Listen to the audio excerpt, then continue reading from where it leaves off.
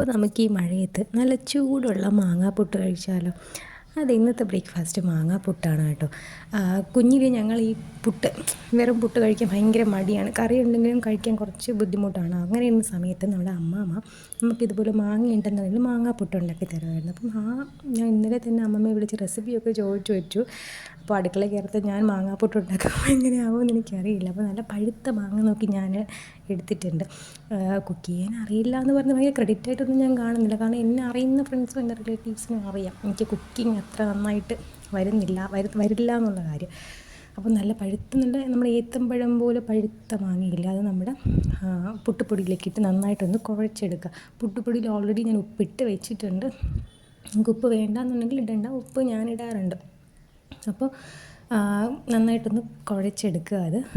പിന്നെ ഇതിൻ്റെ കൂടെ കുറച്ച് വെള്ളം അല്ലെങ്കിൽ പാല് നമുക്ക് ആഡ് ചെയ്ത് നല്ലതായിട്ട്, കാരണം ആ ഒരു കൺസിസ്റ്റൻസി പുട്ട് മാവ് കുഴയ്ക്കുന്ന ആ ഒരു കൺസിസ്റ്റൻസിയിൽ അതേ രീതിക്ക് നമുക്ക് കുഴഞ്ഞ് കിട്ടും. ഇല്ലാന്നുണ്ടെങ്കിൽ വെറുതെ ഇങ്ങനെ ഈ പുട്ട് മാവ് കുഴയ്ക്കാത്ത പോലെ ഇരിക്കും. അപ്പോൾ കുറച്ച് തേങ്ങയും കൂടി ഞാൻ ഇട്ടുകൊടുത്തു. തേങ്ങ വേണമെന്നുണ്ടെങ്കിൽ ഇട്ടാൽ മതി കേട്ടോ. ഇല്ലെങ്കിൽ പകരം തേങ്ങയ്ക്ക് പകരം നിങ്ങൾക്ക് കുറച്ച് മാങ്ങ ചെറുതായിട്ടൊന്ന് അരിഞ്ഞിട്ട് അത് വേണമെങ്കിൽ ഫില്ലിംഗ് അല്ല മീൻസ് ഈ തേങ്ങ ഇടുന്നില്ല ആ ഭാഗത്തേക്ക് വെക്കുക. അപ്പോൾ ഞാനിവിടെ എനിക്ക് തേങ്ങ ഇടുന്നതാണ് ഇഷ്ടം, പുട്ടിന് മാങ്ങ വയ്ക്കുന്നതല്ല.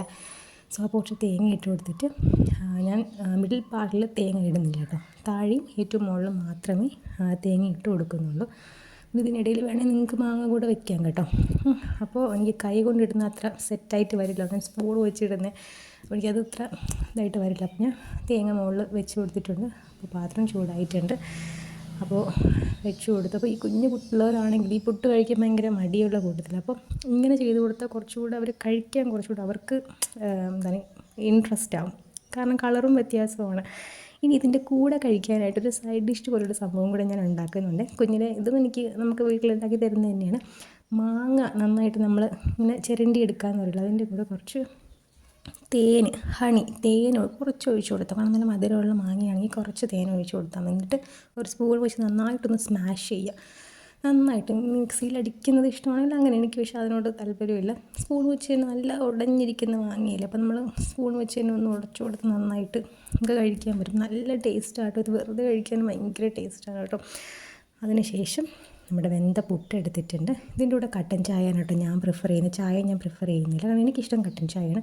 അപ്പോൾ ഇത് രണ്ടും കൂടെ മിക്സ് ചെയ്ത് കഴിച്ചു നോക്കൂ, എന്ത് ടേസ്റ്റാണെന്ന് അറിയുമ്പോൾ. രാവിലെ ഈ മധുരം ബ്രേക്ക്ഫാസ്റ്റായിട്ട് കഴിക്കാൻ ഇഷ്ടമുള്ളവർക്ക് എന്തായാലും ഇഷ്ടപ്പെടും. നമ്മൾ എന്നും മധുരം കഴിക്കുന്നില്ല, പക്ഷെ വല്ലപ്പോഴൊക്കെ ഇങ്ങനെ ഉണ്ടാക്കി കഴിച്ചാൽ ഭയങ്കര ടേസ്റ്റാണ് കേട്ടോ. എനിക്ക് വല്ലാത്തൊരു പഴയ കാലമൊക്കെ എനിക്ക് ഓർമ്മ വന്നു. അപ്പോൾ ഇത്രയേ ഉള്ളൂ.